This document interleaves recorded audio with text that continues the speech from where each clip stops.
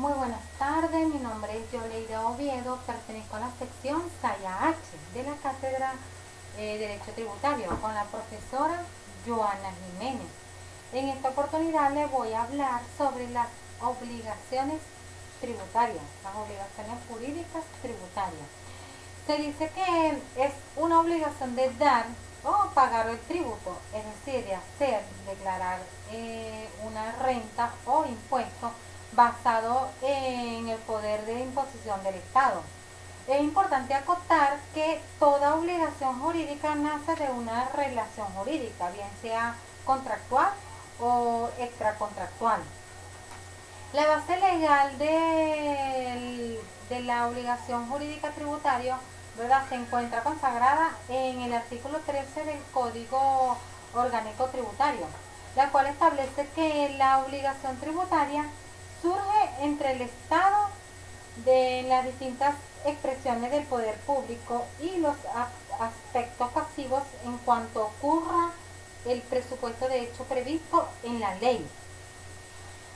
También dice que la obligación tributaria constituye un vínculo de carácter personal, aunque su cumplimiento se asegure mediante garantía real o con privilegios especiales.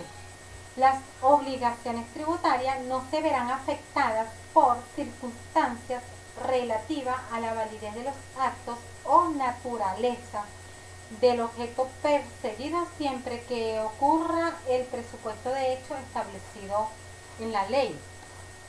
Hablemos sobre las características de la obligación tributaria.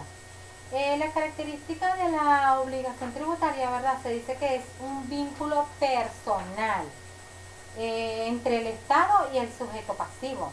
También se dice que es de derecho público, no es un derecho real, es una obligación de dar suma de dinero o cosas. Es decir, consiste en entrega de una cosa a otra. Tiene su fuente en la ley, nace al producirse el presupuesto del hecho previsto en la ley. Es autónoma frente a otras instituciones es decir, del derecho público, ya que no depende de ninguna otra. Su cumplimiento se puede asegurar por medio de garantía real o con privilegios especiales. La relación tributaria se dice que es de orden personal, ya que es una obligación y no un derecho. No es un derecho real, es una obligación, ¿verdad? Por ejemplo, tenemos el impuesto inmobiliario de urbano, el impuesto aduanero y entre otros, pues. Hablemos sobre los elementos de la obligación tributaria. Entre los elementos de la obligación tributaria, ¿verdad?, tenemos el sujeto activo, el sujeto pasivo, tenemos el contribuyente responsable y responsable solidario. Hablemos sobre el sujeto activo. El sujeto activo es el Estado, en virtud de su poder de imperio, ¿verdad? El sujeto activo es de la obligación tributaria, es el ente público acreedor del tributo. El sujeto activo también es el ente acreedor de la prestación pecuniaria. El sujeto activo es considerado por algunos tratadistas, ¿verdad?, como el titular de la potestad de imposición del sujeto activo en la cual ha de establecerse en la ley. El sujeto pasivo es el deudor de la obligación tributaria, ya sea por deuda propia, es decir, el contribuyente, o por deuda ajena, como lo es el responsable. Cabe destacar que los contribuyentes están obligados al pago de los tributos y al cumplimiento de los deberes formales impuestos por el Código Orgánico Tributario. Vamos a hablar un poco sobre la obligación. En cuanto a la obligación, se dice que están obligados al pago de los tributos, al cumplimiento de los deberes formales impuestos por el Código Orgánico Tributario, es decir, por las normas tributarias especiales. Los contribuyentes fallecidos sucesores, el sucesor a título universal asume los derechos que estaba diciendo. asume los derechos y obligaciones del contribuyente fallecido al aceptar la herencia a beneficio del inventario. Los derechos del contribuyente fallecido transmitido a legatario serán ejercidos por ¿verdad? Y los derechos contribuyentes fallecidos también por fusión de sociedades, las sociedades que subsistan de la fusión asumirán cualquier beneficio o responsabilidad de carácter tributario que correspondan a la sociedad fusionada.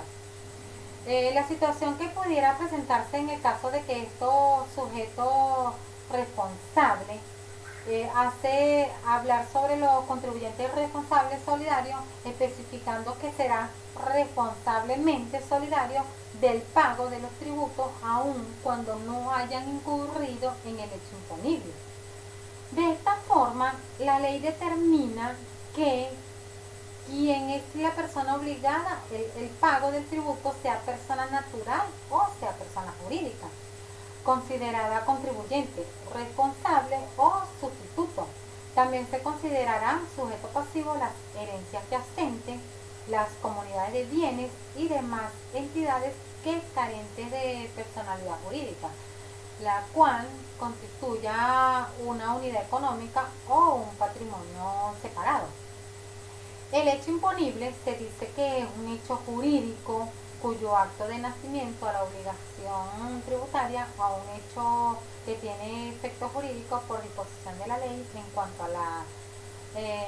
cuanto a la materia imponible se refiere al aspecto objeto, ya sea un hecho material, un negocio jurídico, una actividad personal o una titularidad jurídica. En cuanto a la base imponible, también llamada la base de mediación del tributo, es la característica esencial del hecho imponible. Por otro lado, tenemos el domicilio tributario. El domicilio tributario, la cual es el domicilio que debe presentar la empresa ante el servicio de impuestos, del impuesto interno y del municipio respectivo para la patente municipal. Este domicilio no es lo mismo que el domicilio comercial y no debe ser confundido, es decir, el domicilio tributario es meramente para poder recibir correspondencia e información de parte de las instituciones legales. Para efecto de lo tributario, las personas naturales y jurídicas deben fijar su domicilio dentro del territorio nacional, preferentemente el lugar de su actividad y comercial o productiva. También tenemos que el domicilio de las personas naturales, cuando las personas naturales no tuviesen domicilio,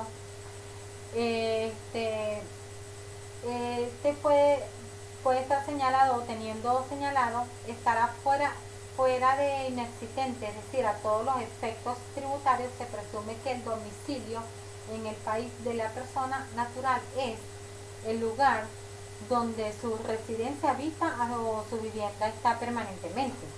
También el lugar donde desarrolla la actividad principal, el lugar donde ocurra el hecho generador. La notificación así practicada se considerará válida a todos los efectos legales.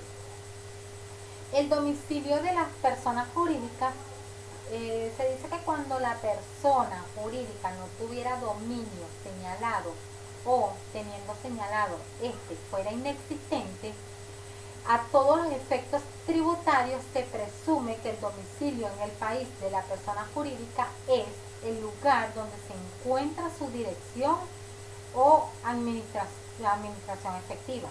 También el lugar donde se halla su actividad principal en caso de no conocerse de dicha dirección o administración.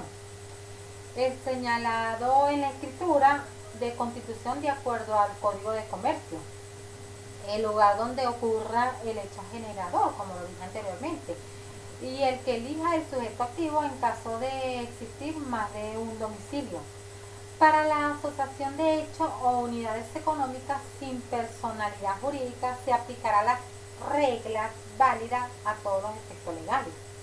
En cuanto al domicilio de los no inscritos, se tendrá por domicilio de la persona naturales y asociaciones unidades económicas sin personalidad jurídica que no estuviera inscrita en los registros respectivos de las administraciones tributarias correspondiente al lugar donde ocurra el hecho generador.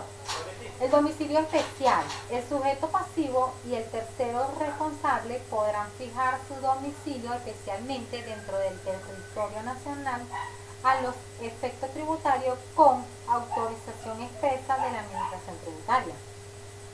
El domicilio así constituido será el único válido a todos los efectos tributarios en tanto a la Administración Tributaria, la cual no notifique el sujeto pasivo o al tercero responsable. En cuanto al cambio de domicilio, el cambio de domicilio, ¿verdad?, deberá ponerse en conocimiento de la Administración Tributaria mediante declaración expresa a tal efecto que sin que el cambio produzca efecto frente a la Administración hasta donde se presente la citada declaración. En cambio de domicilio, es decir, el cambio de domicilio produce efecto desde el momento que se declara. Por otra parte, las relaciones de los sujetos pasivos con la hacienda pública se desarrollarán, salvo disposición en contrario, a través del órgano territorial competente en función del lugar en que radique su domicilio fiscal. Para efectuar tributarios, los pagos que se efectúan sin utilizar los medios de pago no darán derecho a deducir gastos, costos o créditos, a efectuar compensaciones ni a solicitar devoluciones de impuestos, saldo a favor, reintegro tributario, recuperación anticipada.